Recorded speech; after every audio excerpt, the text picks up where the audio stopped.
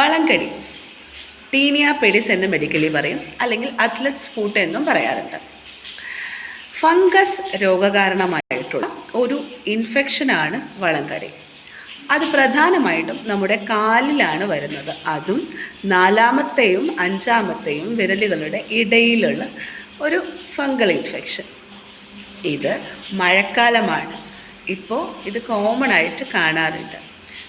ഒരു പേഷ്യൻ്റ് വന്നിട്ട് എന്നോടിത് പറയുണ്ടായി, എപ്പോൾ നനവുണ്ടാവുമ്പോഴും എപ്പോൾ മഴക്കാലം വരുമ്പോഴും അല്ലെങ്കിൽ കൂടുതലായിട്ട് പാത്രം കഴുകുന്ന സമയത്ത് അല്ലെങ്കിൽ കുളിമുറിയിൽ കൂടുതൽ നേരം സ്പെൻഡ് ചെയ്യുന്ന സമയത്ത് വളങ്കടി വരാറുണ്ട് ഡോക്ടറെ എന്ന്. ഇത് തന്നെയാണ് ഇതിൻ്റെ രോഗകാരണവും.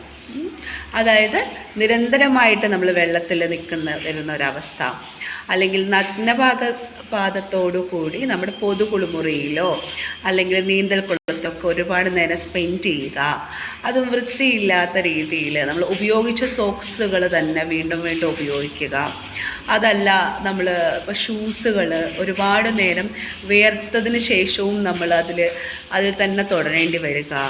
ഇത്തരം സാഹചര്യങ്ങളിൽ ഫലത്തിൽ നമ്മുടെ ഈർപ്പം, നമ്മുടെ നനവ് കാലിൽ നിരന്തരമായിട്ട് ഉണ്ടാകുന്ന സമയത്താണ് ഈ ഒരു ഇൻഫെക്ഷൻ വരുന്നത്. അപ്പോൾ നമ്മൾ ശ്രദ്ധിക്കാതെ വിട്ടാൽ പലരും, പ്രത്യേകിച്ച് സ്ത്രീകൾ, അവരതധികം കെയർ ചെയ്യാറില്ല.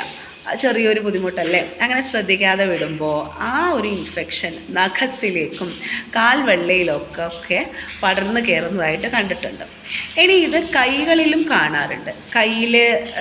കൈയുടെ വിരലുകൾക്കിടയിലും ഇതേ ഇൻഫെക്ഷൻ വരാറുണ്ട്. ഒരുപാട് സോപ്പ് ഉപയോഗിക്കുക, പാത്രം കഴുകുക, അല്ലെങ്കിൽ കൂടുതലും അങ്ങനെയുള്ള എന്തെങ്കിലും അലർജൻ ലിക്വിഡ്സ് യൂസ് ചെയ്യുന്നതിനെ തുടർന്നിട്ട് നമുക്ക് ഈ ഒരു ഇൻഫെക്ഷൻ ഉണ്ടായി കാണാറുണ്ട്. അപ്പോൾ ഫസ്റ്റ് ഓഫ് ഓൾ ശരിയായ രീതിയിലുള്ള ഹൈജീനിക്, വൃത്തിയുള്ള ഒരു രീതി, ഒരു ശീലം ആണ് ഇതിൽ നിന്ന് രക്ഷപ്പെടാൻ അല്ലെങ്കിൽ പ്രൊട്ടക്റ്റ് ചെയ്യാൻ നമ്മളെ സഹായിക്കുന്നത്. ഈ രണ്ട് വിരലുകൾ, അതായത് 4-ാമത്തെയും 5-ാമത്തെയും വിരലുകൾ മിക്ക ആളുകളുടെയും അഡ്ഹറായിട്ട്, അതായത് കൂടിച്ചേർന്ന രീതിയിലായിരിക്കും ഉണ്ടാവുക, അല്ലെങ്കിൽ അവിടുത്തെ വായുസഞ്ചാരം വളരെ കുറവായിരിക്കും. അപ്പം എപ്പോഴും കാൽ വൃത്തിയാക്കുന്നതോടൊപ്പം ആ ഇടുക്കുകളും കൃത്യമായി വൃത്തിയാക്കുന്നുണ്ട് എന്ന് ഉറപ്പ് വരുത്തുക. പിന്നീട് നമ്മൾ ഡെയിലി ഓയിലുകളോ, അതായത് ഇങ്ങനെ ഇൻഫെക്ഷൻ വരുന്ന ചാൻസുകളുള്ള ആളുകൾക്ക് ഈ വിരലുകൾക്കിടയിൽ നമ്മൾ സാധാരണ നല്ല വെളിച്ചെണ്ണ അല്ലെങ്കിൽ തേങ്ങ വെന്ത വെളിച്ചെണ്ണ ഈ വിരലുകൾക്കിടയിൽ അപ്ലൈ ചെയ്ത് വിടാം ഉറങ്ങുന്നതിന് മുന്നേ.